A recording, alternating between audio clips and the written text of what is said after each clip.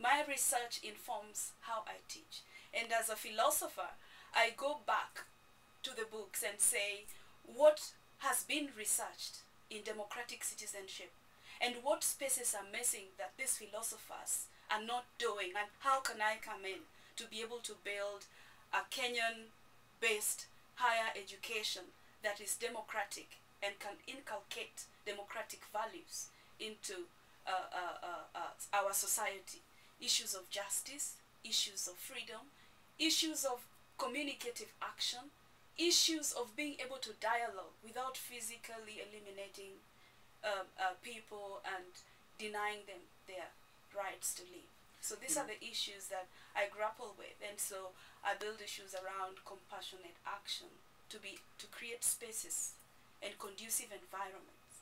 You know, the question I would ask, it seems to me, and I would ask everyone to reflect on it too, that societies tend to work in many different ways, directly and indirectly, to discipline the institutions of that society to conform and to reinforce the status quo of that society. And I notice you are doing your study and research in South Africa, not in Kenya. Yes. Is it possible for Kenya to have a higher education which does what you know and are seeking to have it do? And I'd really like for Justo and also Sabrina, how you see in your societies the relation between the society and its education system. Sure. Yeah, Jane? Okay, I'll go first. I see the relationship in what education system is doing and what is happening in society connecting, in the sense that if the research I'm doing and what I intend to do is to be an agent of change. And so I'm not just researching. Yes, I'll research, send it will be online, and academics and people who are interested in that kind of reading will read my work. At the same time, I'm teaching, and my influence is within my classroom of the students that I teach. So I'm using my agency and identity and experiences of what I've researched. It's not, I don't look at that as the ultimate, but that it has something to offer to change what is happening in society. So I put this forth to my students, and they brainstorm, they discuss, we create an environment of hearing contributions from all our students. And what I've discovered in class is that people have realized that there are tensions in society and in what is happening in the education system, and something needs to change. But then I ask them, where is the change going to come from? Then I say, it's going to come from us. We have to begin by thinking in a specific way, because I say philosophy is an activity of the mind. So the way we think will influence what we go and do out there and how we do what we do out there. So, but for me, it begins with a mindset. And that's what I'm trying to do. I would say something like that. I think going back to your original question too about how there are specific ways in which the society acts to we live in a society that is characterized by certain power dynamics, and those power dynamics play out in all of our social institutions, whether it's our schools, whether it's our politics, etc.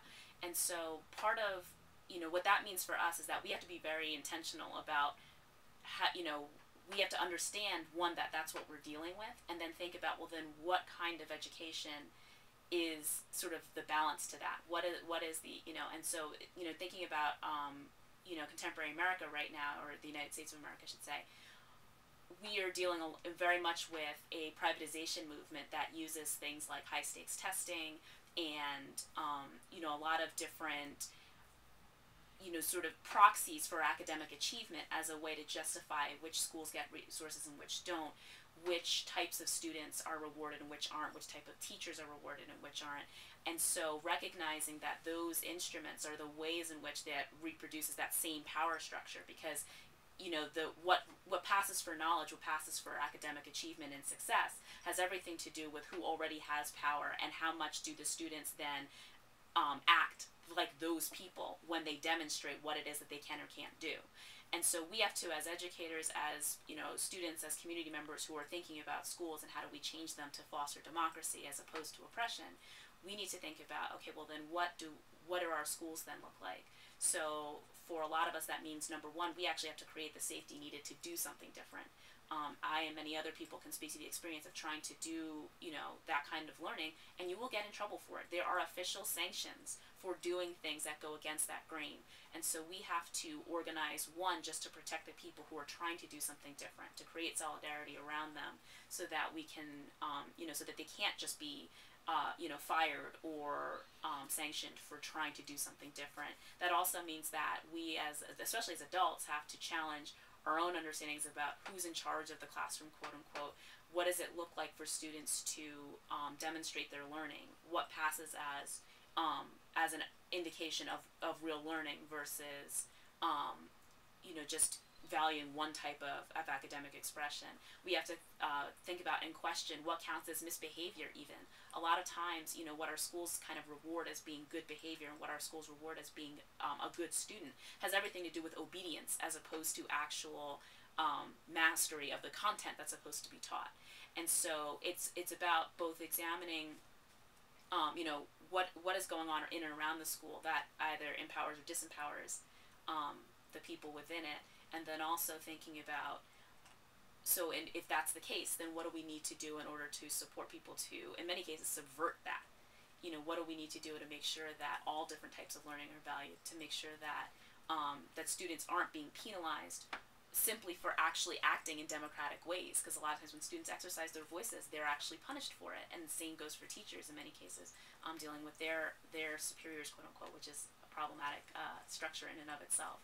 And so that's kind of the big thing that we have to wrestle with. In Puerto Rico, what my friends say gets very concrete. The system is obviously everywhere organized to keep the status quo, and two main instruments are education and a dependent economy.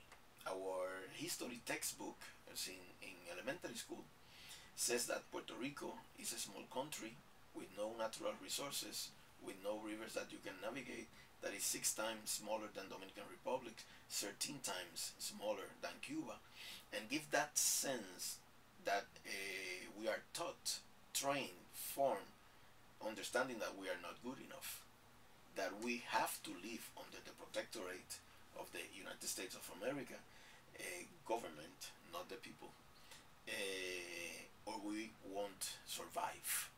And everything is organized that way. Then the dependent economy submit us to a nutrition plan, something like welfare, a nutrition plan in which you can receive money to eat without working. Our participation in the workforce is less than 50%.